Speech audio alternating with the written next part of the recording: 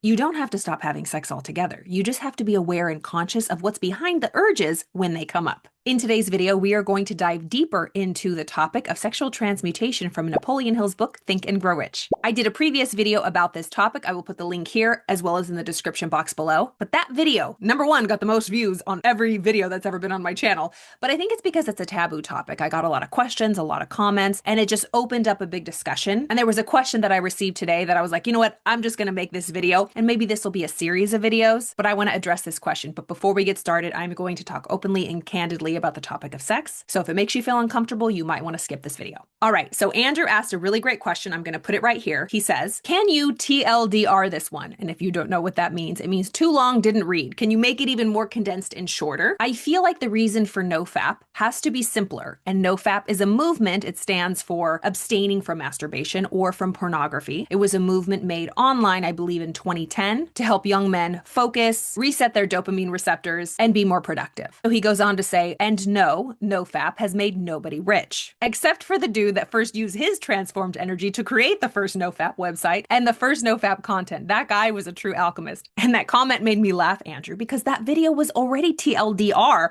I mean, that video was from this book, Think and Grow Rich in 10 Minutes a Day. It's a condensed, very condensed version of Napoleon Hill's full book, Think and Grow Rich. So the chapter here, I believe it's chapter 11. It is the 10th step toward riches, the transmutation of sexual energy, which is even in more description. I was going to read the whole entire chapter. I still will do that. So you don't want to watch that one because that's going to be even longer.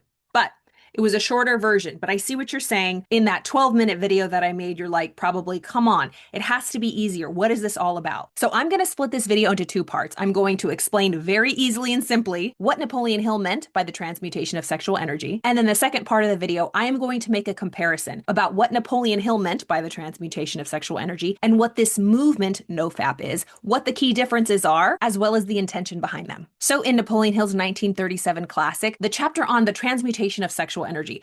If you just think about when that was written throughout the 20s, it was a hot topic, taboo topic, very different from the world we live in today. But basically, he was saying that when we experience sexual desire, it creates a massive surge of life force energy. That's when you might feel frisky, horny, whatever word you want to use. Hill called it creative energy. And that's really what it is, because if you think about it, we're animals like everybody else, and that is how we create life. So that urge that comes up is a great, powerful force. And what he's saying is most people just discharge that energy physically. We have this rush, this feeling, and we just discharge it through our genitalia, through our physical body, just like any other animal, as a temporary release of tension, somewhere for that energy to go. And then that power's gone. But what Hill discovered after studying some of the most high achieving and successful people was that they transmuted that urge. They learned how to channel that energy into their creative endeavors, into their work, putting it towards their goals. And of course, it was not all the time. It wasn't about abstaining from sex. It was about learning to channel that energy, that every time it came, it wasn't going to be expressed,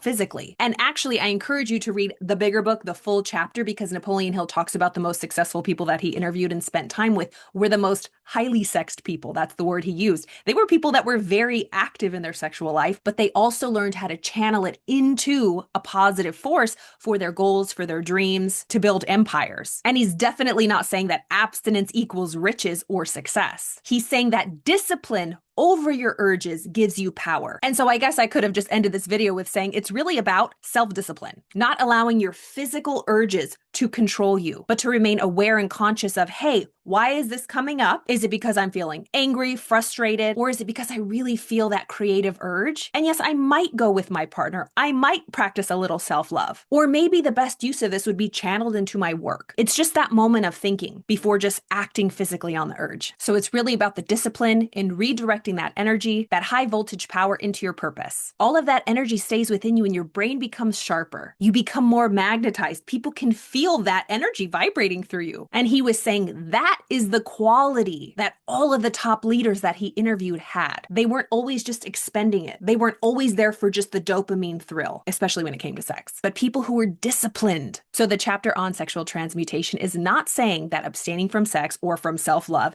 is going to get you rich. It's really asking you to explore your relationship between discipline, between self-love, and are you leaking your energy instead of channeling it into your dreams and goals? So I hope that was helpful. And I think what Napoleon Hill was really trying to communicate with that chapter is that most people are reactive to their urges, and not just sexual urges. I mean, look at today. It's like social media, the dopamine hits, the quick hits, everything is just overnight. The Amazon delivery next day, Uber Eats, all of this stuff. He was pointing out the reactive nature, that when most people have urges, they just act on it. They don't think before they act. They don't question. They're not consciously aware of, why do I feel this way right now? Am I just trying to scratch an itch? And I don't want to be consciously aware of what's behind this. Most leaders, successful, wealthy, healthy people know how to have self-discipline. They know how to control their urges. They know how to harness them. And yes, there is surface success, but when you really look behind the scenes of somebody who has a lot of money and a lot of cars, but you really look how their life is or how their health is or how their relationships are, it's not sustainable. It's usually crumbling inside. So really, it has nothing to do with money and riches. It's like true riches from the inside out, to practice that self-discipline, to not let these urges dissipate and leak our energy. So no, you do not have to give up sex or self-love. Just realize that the energy behind those urges is the same energy that creates life, builds empires, writes books, and launches movements like the NoFap movement.